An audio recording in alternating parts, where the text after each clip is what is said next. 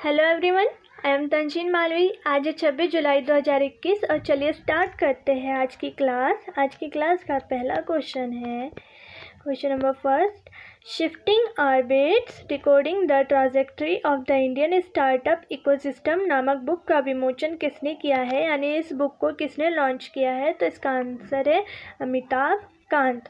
अब ये अमिताभ कांत कौन है? तो अमिताभ कांत हमारे नीति आयोग के पूर्व CEO है। हमारे जो नीति आयोग है उसके पूर्व CEO है। ठीक है, कौन? अमिताभ कांत है, नहीं सॉरी थे। ठीक है, और इन्होंने किस बुक को लॉन्च किया है? तो शिफ्टिंग ऑर्बिट को। ठीक है, क्वेश्चन नंबर सेकंड, एक मिनट, क्वेश्चन नंबर सेकंड देखने से पहले हम एक बार रिवाइज कर लेते हैं कि हमने लास्ट क्लासेस में किन बुक्स को पढ़ा था। ठीक है, तो उससे क्या होगा कि उससे आपको एग्ज़ाम के टाइम में बहुत सारा पढ़ने की ज़रूरत नहीं होगी। आप रोज़ थोड़ा थोड़ा पढ़ेंगे तो आपके दिमाग में स्टोर होते जाएगा। ठीक है, तो हमने पहली बुक कौन सी पढ़ी थी? हमने पहली बुक पढ़ी थी राइडिंग फ्री, जो कि इम्तियाज़ अनीस के द्वारा लिखी हुई थी। कौन सी थी? राइडिंग फ्री, जो कि इम्तियाज़ अनीस के द्वारा लिखी हुई थी। दूसरी हमने पढ़ी थी the art of Conjuring alternate, the art of Conjuring alternate realities. इसके दो लेखक थे, एक थे शिवम शंकर सिंह और दूसरे थे आनंद वेंकट नारायण। ठीक है, आनंद वेंकट नारायण और शिवम शंकर सिंह। ठीक है, द इंडिया स्टोरी के कौन थे लेखक? विमल जालान, जो कि 3rd गवर्नर थे RBI के। ठीक है, 3rd गवर्नर थे RBI के, कौन? विमल जालान। ठीक है, उसके बाद में हमने कौन सी बुक पढ़ी थी? RSS। कौन सी बुक पढ़ी थी? RSS, यानी राष्ट्र स्वयं सेवक संघ, जो कि जिसके आगे का टाइटल था बिल्डिंग इंडिया थ्रू सेवा। ठीक है, बिल्डिंग इंडिया थ्रू सेवा, जो कि किसके द्वारा लिखी हुई थी?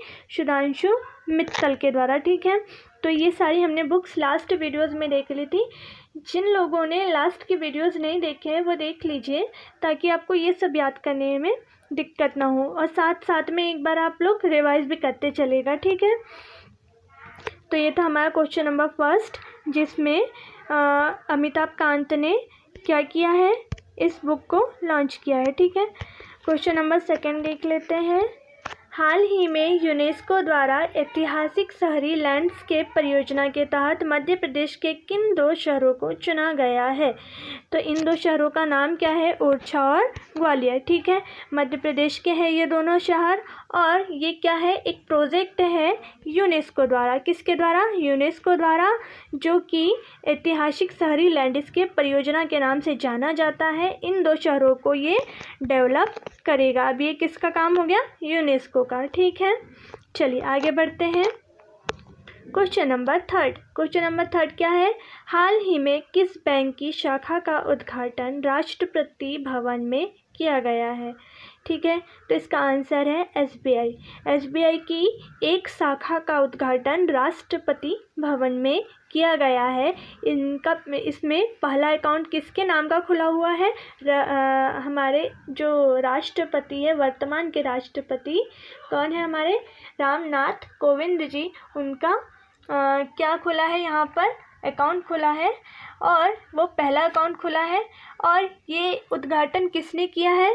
तो निर्मला सीतारमन, जो कि हमारी फाइनेंस मिनिस्टर है। और इन्हीं के साथ में कौन है? जो SBI के प्रेसिडेंट है दिनेश कुमार खारा जी, इनके द्वारा और फाइनेंस मिनिस्टर निर्मला सीतारमन जी के द्वारा इसका उद्घाटन किया है। ठीक है, अब यहाँ SBI के स्टैटिक फैक्ट देख लेते हैं कि SBI की स्थापना कब हुई थी? तो 1955 में हुई थी। हेडक्वार्टर यहाँ का मुंबई महाराष्ट्र है, और प्रेसिडेंट यहाँ के हैं दिनेश कुमार खारा, जो कि अभी हमने पढ़ लिया। ठीक है, चलिए क्वेश्चन नंबर 4, किस देश के साथ अपने सैन्य अभ्यास 2021 इंद्र का आयोजन करेगा? कौन? भारत। किस देश के साथ भारत अपने सैन्य अभ्यास 2021 इंद्र का आयोजन करेगा? तो भारत और रूस की एक्सरसाइज का नाम क्या है? इंद्र। ठीक है, क्या नाम है? इंद्र अभ्यास। ठीक है, अब रूस की राजधानी देख लेते हैं। तो रूस की राजधानी होती है मॉस्को और मुद्रा यहाँ की है रूबल। यहाँ के प्रेसिडेंट है व्लादिमीर पुतिन। ठीक है, चलिए क्वेश्चन नंबर 5। क्वेश्चन नंबर 5 है, हाल ही में vice president of ADB Ashok Lavasa द्वारा लिखित बुक का नाम क्या है? तो इनकी बुक का नाम है an ordinary life portrait of a Indian generation. ठीक है, देखिए अभी अभी हमने एक कौन सी बुक पढ़ी? हमने क्वेश्चन नंबर 1 में बुक पढ़ी ना, एक शिफ्टिंग ऑर्बिट्स। और अब हम कौन सी पढ़ रहे हैं? An ordinary life. वो जो शिफ्टिंग ऑर्बिट्स थी वो किसके द्वारा विमोचन हुआ है उसका? अमिताभ कांत के द्वारा। और अशोक लवासा द्वारा इस बुक को लिखा गया है। ठीक है, तो इस बुक का नाम है एन ऑर्डिनरी लाइफ।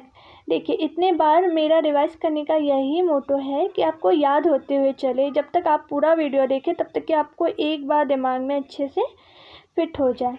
ठीक है, और आप जब सेकंड टाइम इस वीडियो को देखेंगे तो आपको ये पूरी तरह से दिमाग में फिट हो जाएगा। ठीक है, और साथ ही साथ आपको अच्छे से नोट्स भी बनाते हुए, प्रॉपर तरीके से नोट्स बनाते हुए चलना है, ताकि आप जब एग्ज़ाम देने जाए तो एक बार बस हल्का सा खोल के देख लें और बस आपको सब कुछ याद आ जाए।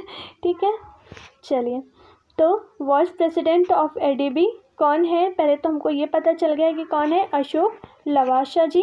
और इनके द्वारा कौन सी बुक लिखी गई है? An ordinary life portrait of a Indian generation. Ashok Lavasa जो है ये पूर्व इलेक्शन कमिश्नर भी है। ठीक है, अब देखिए एडीबी की बात आई है तो एडीबी के बारे में कुछ स्टैटिक फैक्ट देख लेते हैं कि एडीबी का फाउंडेशन ईयर कौन सा है? तो 1966। ठीक है, 1966। और इसका हेडक्वार्टर क्या है? तो इसका हेडक्वार्टर है मनीला, फिलीपींस। ठीक है, मनीला, फिलीपींस। मनीला फिलीपींस की राजधानी है। इसके मेंबर कितने हैं? तो 68 मेंबर हैं। कितने हैं? 68 मेंबर है। और यहाँ के प्रेसिडेंट कौन है? तो यहाँ के प्रेसिडेंट है मसद साबू अस्कावा। ठीक है, मसद सबू अस्कावा। ठीक है, और वाइस प्रेसिडेंट तो हमने अभी पढ़ ही लिए हैं कि कौन है? अशोक लवासा जी। ठीक है, और इनकी बुक का नाम भी हमको याद हो गया है कि an ordinary life portrait of a Indian generation.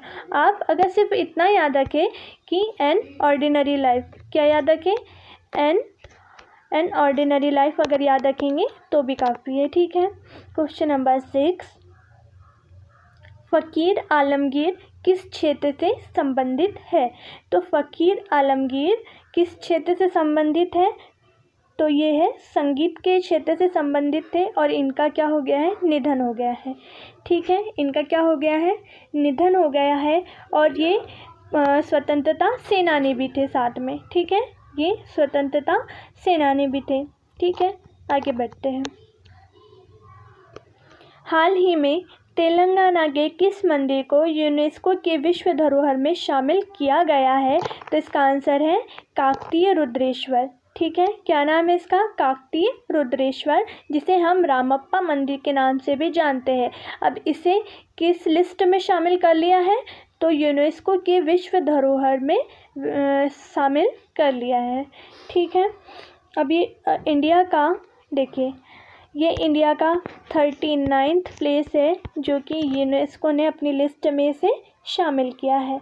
अब यूनेस्को के स्टैटिक फैक्ट देख लेते हैं। तो यूनेस्को का फाउंडेशन ईयर यानी स्थापना वर्ष क्या था? तो 1945 था। ठीक है, इसका हेडक्वार्टर कहाँ है? इसका हेडक्वार्टर कहाँ है? तो इसका हेडक्वार्टर है पेरिस में।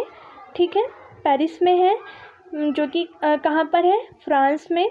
फ्रांस की राजधानी है पेरिस, यहाँ पे इसका हेडक्वार्टर है और यहाँ के डायरेक्टर जनरल कौन है, तो आंद्रे अजूले।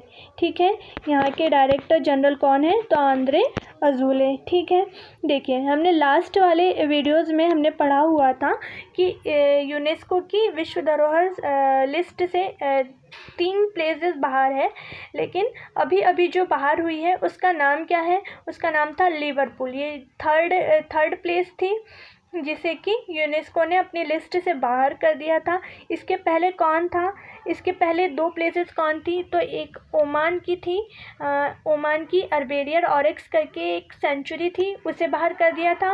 और जर्मनी की थी एल्बे वैली। ठीक है, जर्मनी की एल्बे वैली थी, वैली घाटी। ठीक है, और ओमान की क्या थी, ओमान की एक सेंचुरी थी। ठीक है, सेंचुरी थी जिसका नाम था ऑरिक्स। ठीक है, तो ये 3 बाहर हो चुके हैं अब तक के, जो कि अभी अभी बाहर कौन सा हुआ था, लिवरपूल एक शहर है, तो इसे बाहर कर दिया था यूनेस्को की विश्व धरोहर लिस्ट में से, इसे बाहर कर दिया था। और अभी इंडिया का 39वां स्थान बना है काकतीय रुद्रेश्वर, जिसे रामप्पा मंदिर के नाम से भी जानते हैं। ठीक है, 39वां याद रखिएगा, 39th। ओके, चलिए आगे बढ़ते हैं। क्वेश्चन नंबर 8, हाल ही में किंग ऑफ लाइट हाउस को यूनेस्को ने विश्व विरासत सूची में स्थान दिया है, यह किस देश में है, तो किंग ऑफ लाइट को एक और नाम से जानते हैं, कॉर्डियन बीकन, कॉर्डियन बीकन। ठीक है, बीकन। ओके, कॉर्डियन बीकन, जो कि 400 साल पुराना लाइट हाउस है, जो कि कहाँ पे है, अटलांटिक ओशियन में है, जो कि क्या करता है, इसका काम क्या है, लाइट प्रोवाइड करना। जो शिप आती है उसके पास से अगर गुजरती है तो उसी टाइम ये जलने लगता है। ठीक है, और शिप को क्या देता है, लाइट देता है। तो इसे यूनेस्को ने विरासत सूची में स्थान दिया है। ये कहाँ पे है, फ्रांस में। अब फ्रांस की स्टैटिक फैक्ट देख लेते हैं। France, Paris, euro. याद रखिएगा, एक लाइन में, फ्रांस की राजधानी है पेरिस और यहाँ की करेंसी चलती है यूरो। France, Paris, euro. ठीक है, क्वेश्चन नंबर 9, कारगिल विजय दिवस कब मनाया जाता है, कारगिल विजय दिवस कब मनाया जाता है, 26 जुलाई को। ठीक है, यानी आज ही के दिन। क्या हुआ था आज के दिन, आज के दिन पाकिस्तान पे हमने विजय प्राप्त की। पाकिस्तान पर नहीं, पाकिस्तान के जो सैनिक थे उन्होंने हमारे जम्मू कश्मीर में 3 घाटियों पर क्या कर दिया था, अटैक कर दिया था, मतलब उसे अपने कब्ज़े में ले लिया था, जिसमें से एक घाटी का नाम था कारगिल, जो कि सबसे टफ थी, जिस पे चढ़ाई करना, वहाँ पे युद्ध करना, वहाँ पे जीतना बहुत टफ था। तो कारगिल नामक जो घाटी पहाड़ी थी, वहाँ पे इन्होंने अपना झंडा फहराया था आज के दिन, 26 जुलाई 1999 के दिन झंडा फहरा करके जीत हासिल कर ली थी। और ये हम क्यों मनाते हैं, शहीद जवानों की यादों में मनाते हैं, जो इस युद्ध में शहीद हो चुके थे, उनकी याद में हम मनाते हैं। और एक बहुत इम्पोर्टेंट चीज़ कि इस युद्ध का नाम क्या दिया था, तो ऑपरेशन विजय। क्या था, ऑपरेशन विजय। ठीक है, इसका नाम दिया था। ठीक है, तो ये था कारगिल विजय दिवस, जो कि आज ही के दिन यानी 26 जुलाई के दिन मनाया जाता है। ठीक है, क्वेश्चन नंबर 10th, हाल ही में किस देश में हुए विश्व कुश्ती चैंपियनशिप में प्रिया मलिक ने स्वर्ण पदक हासिल किया है, तो ये कहाँ पे चल रही थी, विश्व कुश्ती चैंपियनशिप हंगरी में। हंगरी की पहले स्टैटिक फैक्ट देख लेते हैं। हंगरी की राजधानी है बुडापेस्ट और मुद्रा है फॉरेंट। Hungary, Budapest, foreign. ठीक है, प्रिया मलिक जो कि भारत की है, इन्होंने विश्व कुश्ती चैंपियनशिप में स्वर्ण पदक हासिल किया है। ठीक है, ये 73 kg कैटेगरी से थी। ठीक है, 73 kg की कैटेगरी से महिला वर्ग की थी प्रिया मलिक, इन्होंने स्वर्ण पदक हासिल किया है। कहाँ पे हुआ था, हंगरी में हुआ था। ठीक है, तो कुछ वीडियोस भी आए थे ऐसे, कुछ फालतू की न्यूज़ भी उड़ी हुई थी कि इन्होंने टोक्यो ओलंपिक में ये स्वर्ण पदक जीता है, जो कि पूरी तरह से गलत था। इन्होंने कहाँ पर जीता है?